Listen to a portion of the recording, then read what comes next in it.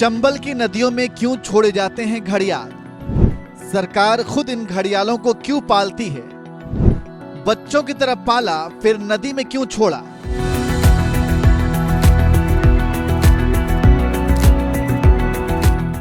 जिस चंबल नदी में कभी भगवान परशुराम ने अपना फरसा धोया था, जिस चंबल नदी में कभी डकैतों की गोलियों की तड़तड़ाहट सुनाई देती थी, मध्य प्रदेश में बहने वाली वो चंबल नदी अब घड़ियालों के लिए स्वर्ग बन गई है, जिसे पूरी दुनिया में घड़ियालों के लिए सबसे सुरक्षित नदी माना जाता है, क्योंकि इस ऐतिहासिक नदी में खुद सरकार घड़ियालों को छोड़ती है और उनकी देखरेख करती है।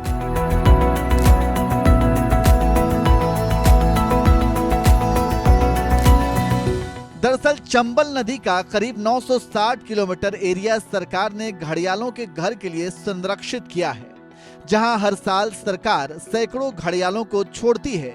इस बार भी सरकार की ओर से 25 घड़ियालों को छोड़ा गया है।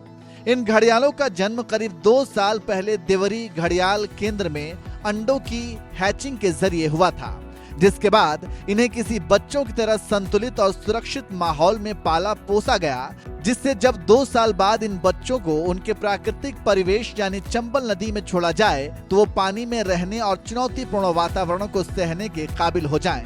तब जाकर इन बच्चों को चंबल नदी में छोड़ा जाता है।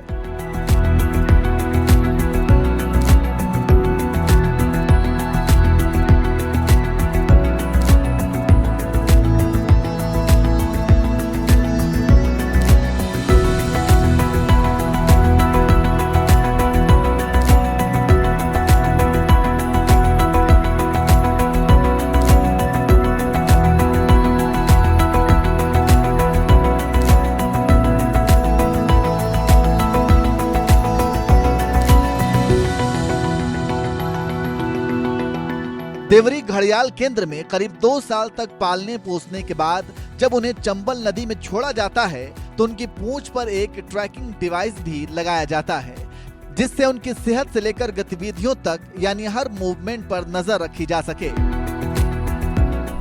प्रोग्राम आज बहुत दिनों बाद हम वेट कर रहे थे कि मौसम क्लियर हो, हम रिलीज़ कर पाए घड़ियालों को, तो अच्छा रहा कि आज मौसम साफ़ है और उनको रिलीज़ करने में कोई प्रॉब्लम नहीं हुई हमें। सर आज हमने 25 घड़ियालों को रिलीज़ किया, उसमें से 4 नर थे और 21 मादाएँ। सर 22 बैच के थे और इनको ऑलमोस्ट 2 साल हो गए जब हैचरी में पाल रहे थे और इनको अभी रिलीज़ किया गया। सर इनकी मॉनिटरिंग के लिए हमारी गश्ती टीम होती है जो हमारी नदी में पेट्रोलिंग करती है और इन पर हम टैगिंग भी करते हैं। जो टैग्स हम फॉलो करते हैं और घड़ियाल मिलता है तो हमें पता चलता है कि कौन से बैच से निकला है ये और कितने सर्वाइव करते हैं उसमें, तो हम इस तरह मॉनिटरिंग होती है इसकी टैग्स के थ्रू और कंटिन्यूस पेट्रोलिंग के थ्रू। इस वर्ष हमें 98 घड़ियालों को छोड़ने की परमिशन मिली है, तो हम सब्सिक्वेंट स्टेजेस में और छोड़ेंगे। सर चंबल जी, चंबल का पानी सबसे शुद्ध माना जाता है, सबसे प्योर, मतलब हमारे पूरे भारतवर्ष में सबसे प्योर नदी मानी जाती है चंबल, सबसे साफ़ सुथरी, तो इसीलिए घड़ियाल उसे प्रेफर करते हैं। इसीलिए हम देख रहे हैं कि उनका नंबर आजकल इतना आज की स्थिति में इतना बड़ा है।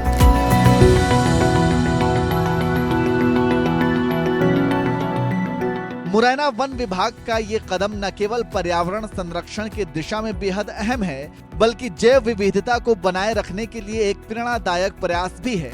यही वजह है कि 1978 में चंबल नदी के एक बड़े एरिया को जब राष्ट्रीय चंबल घड़ियाल अभ्यारण्य के तौर पर घोषित किया गया था, तब से लेकर आज तक हर साल घड़ियालों के अंडों की हैचिंग करवाई जाती है और बच्चों के बड़े होने पर उन्हें चंबल नदी में छोड़ा जाता है।